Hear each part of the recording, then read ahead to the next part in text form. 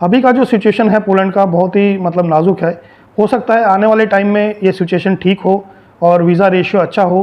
तो जितने भी मेरे दोस्तों ने ऑलरेडी अप्लाई किया हुआ है उनको तो प्रोसेस करना ही पड़ेगा, लेकिन जो लोग नया अभी प्रोसेस करने जा रहे हैं या सोच रहे हैं कि हम पोलैंड का अप्लाई करें, उनको मैं सजेशन हमेशा देता हूं कि आप थोड़ा रुक जाइए, उसके थोड़ा हालात ठीक होने दीजिए, वीज़ा रेशियो थोड़ा अच्छा हो जाएगा। अगर अपॉइंटमेंट का कोई सिस्टम ठीक होता है तो ही आप मतलब पोलैंड के लिए अप्लाई करने का सोचिए।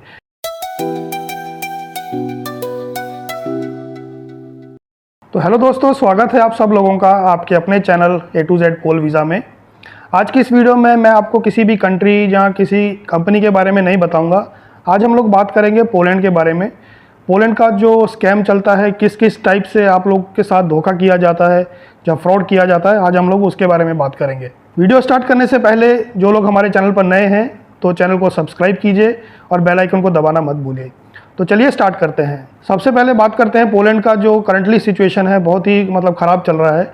ख़राब कहें क्योंकि गवर्नमेंट चेंज हुई है और जो नई गवर्नमेंट है वो माइग्रेंट्स के मतलब हक में नहीं है। वो नहीं चाहती कि ज़्यादा माइग्रेंट्स या ज़्यादा जो फॉरेनर हैं वो उनकी कंट्री में आके काम करें, स्पेशली इलीगल। जो लोग इलीगल हैं पोलैंड में अभी, उनके ऊपर बहुत ही सख्ती से कार्रवाई की जा रही है। उनको पकड़ के मतलब डिपोर्ट किया जा रहा है और दूसरी कंट्रियों की टीआरसी भी ऑलरेडी बंद हो चुकी है।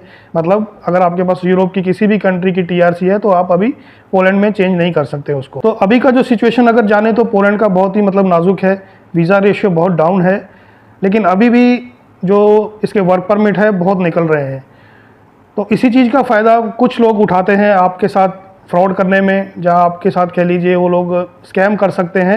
वो कौन कौन सा हो सकता है? सबसे पहले आता है आपका वर्क परमिट का। बात करें अगर वर्क परमिट की, तो वर्क परमिट का फेक होना ओनली सिर्फ 10% है। मोस्टली जितने भी वर्क परमिट आपको मिलेंगे वो 90% आपके ओरिजिनल ही होते हैं। वर्क परमिट फेक नहीं निकल सकता है, क्योंकि उसी हालत में वो वर्क परमिट फेक होएगा अगर किसी ने आपको एडिट करके दिया है। अगर वो अथॉरिटी द्वारा, पोलैंड गवर्नमेंट द्वारा इशू किया गया है तो वो 100% जेन्युइन होएगा। हाँ, लेकिन अगर आपने किसी ऐसे आदमी से, अनप्रोफेशनल आदमी से लिया है कि हो सकता है कि उसने उसको एडिट करके और आगे दिया हो, मतलब जो स्टेबल नहीं है, तो इन चीज़ों का ध्यान रखिए। और वर्क परमिट आपको ओरिजिनल है कैसे पता करना है, इसका दो तरीका है। सबसे पहला तो अगर आपको वर्क परमिट का पता करना है कि वो ओरिजिनल है कि फेक है, उसमें आपको जो नाम दिया रहता है आपकी कंपनी का, आप डायरेक्ट अपनी कंपनी को कॉल कीजिए, उनसे पूछिए कि ये जो वर्क परमिट मेरे नाम पे निकला है ये उनके द्वारा ही दिया गया है कि ये कहीं फ्रॉड तो नहीं है। आप पूछ सकते हैं क्योंकि आपके वर्क परमिट में ईमेल आईडी और जो फ़ोन नंबर कंपनी का रहता है। दूसरा जो सबसे ऑथेंटिक तरीका है इसको चेक करने का, वो है रजिस्ट्रेशन के द्वारा। जब आपके पास वर्क परमिट आ जाता है, चाहे वो सॉफ्ट कॉपी ही क्यों ना हो, आप इसको ई कॉन्सुलेट पे जाके रजिस्ट्रेशन कीजिए। 48 आवर्स में एम्बेसी ही आपको बता देगी कि आपका जो वर्क परमिट है वो ओरिजिनल है कि फेक है। अगर ओरिजिनल हुआ तो आपको एक नया लिंक आएगा जिसके द्वारा कि आपको फुल प्रोसेस करना होता है अपना अपॉइंटमेंट का, जो एप्लीकेशन का। अगर आपका वर्क परमिट में थोड़ा सा भी कोई मिस्टेक होएगा तो आपको वो लिंक नहीं मिलेगा। एम्बेसी आपको बता देगी कि आपका जो डॉक्यूमेंट है वो जेन्युइन नहीं है, तो फिर आपको लिंक नहीं मिलेगा। ये दो ही तरीका है, लेकिन जेन्युइन यही है कि आप डायरेक्ट इसका रजिस्ट्रेशन करवाएं और आपको पता चल जाएगा कि ये फेक है कि ओरिजिनल है। अगर आपने सिर्फ रजिस्ट्रेशन किया है और आपको 48 आवर्स में मेल आ गया है तो ये ज़रूरी नहीं कि आपको उसको फिर फुल एप्लीकेशन भी करना है। अगर आप नहीं करना चाहते हैं, थोड़ा बाद में करना चाहते हैं, तो उसको छोड़ दीजिए। वो 48 आवर्स के बाद लिंक ख़त्म हो जाएगा। आप दोबारा से उसको फिर जब आपका दिल हो आप रजिस्ट्रेशन कर सकते हैं। ये तो बात थी वर्क परमिट ओरिजिनल और फेक में क्या फ़र्क है, कैसे इसमें स्कैम होता है। कुछ लोग आपको एडिट करके दे देते हैं, तो इसका सिर्फ वही है कि इस तरीके से इसका स्कैम हो सकता है। ओके। दूसरा जो वर्क परमिट का कॉस्ट है वे ये भी डिपेंड करता है आपने किससे लिया है। अभी अगर आपका कोई फ्रेंड है या कोई वहाँ पे फैमिली मेम्बर है, वो उससे आप अगर ले रहे हैं तो आपको कम पैसे में मिलेगा, और किसी एजेंसी से ले रहे हैं तो ये चार्जेस आपके ज़्यादा होंगे। ये नॉर्मल है। नेक्स्ट बात करते हैं जो सबसे बड़ा स्कैम इस टाइम पे चल रहा है पोलैंड के नाम पर, वो है अपॉइंटमेंट का।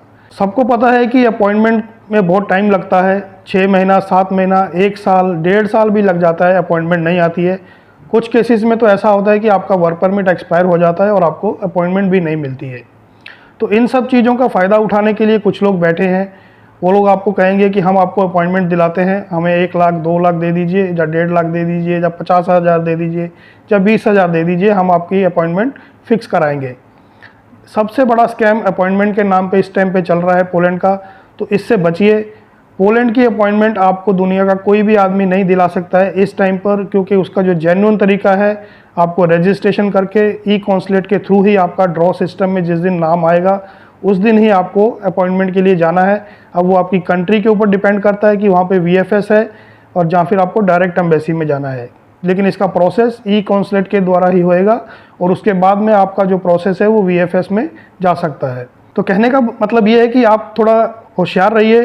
पोलैंड ऐसा नहीं कि पोलैंड में काम नहीं है या पोलैंड का वीज़ा नहीं लगता है, पोलैंड का वीज़ा भी लगता है, पोलैंड में काम भी है, लेकिन इस चीज़ का फ़ायदा उठाने के लिए बहुत सारे लोग बैठे हैं कि आपके साथ कैसे फ्रॉड किया जाए।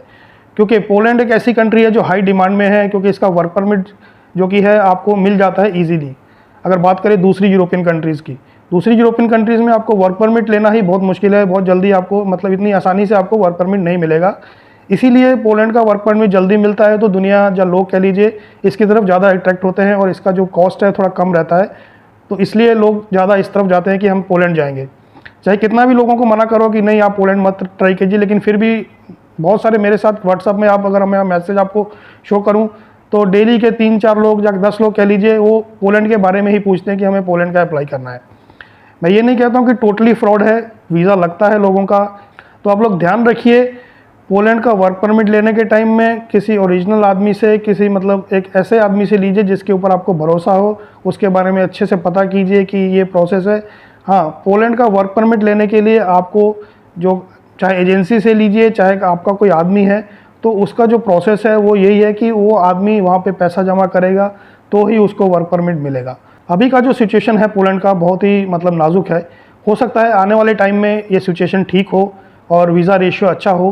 तो जितने भी मेरे दोस्तों ने ऑलरेडी अप्लाई किया हुआ है उनको तो प्रोसेस करना ही पड़ेगा, लेकिन जो लोग नया अभी प्रोसेस करने जा रहे हैं या सोच रहे हैं कि हम पोलैंड का अप्लाई करें, उनको मैं सजेशन हमेशा देता हूं कि आप थोड़ा रुक जाइए, उसके थोड़ा हालात ठीक होने दीजिए, वीज़ा रेशियो थोड़ा अच्छा हो जाएगा। अगर अपॉइंटमेंट का कोई सिस्टम ठीक होता है तो ही आप मतलब पोलैंड के लिए अप्लाई करने का सोचिए, नहीं तो बाकी बहुत सारी कंट्रीज़ हैं आप उनका ट्राई कर सकते हैं।